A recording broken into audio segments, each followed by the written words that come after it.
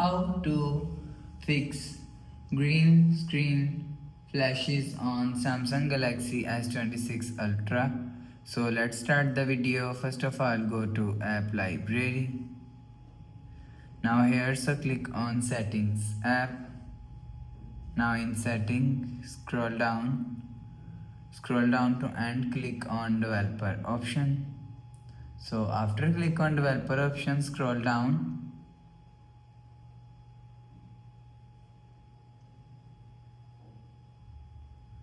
Scroll down and you will see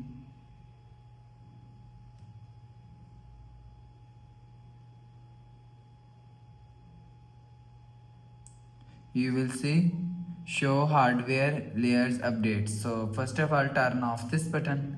So after turn off this button, you will see your problem is fixed. So after the process, go back to home screen, refresh phone. So that's how you can fix green screen flashes on Samsung Galaxy S26 Ultra.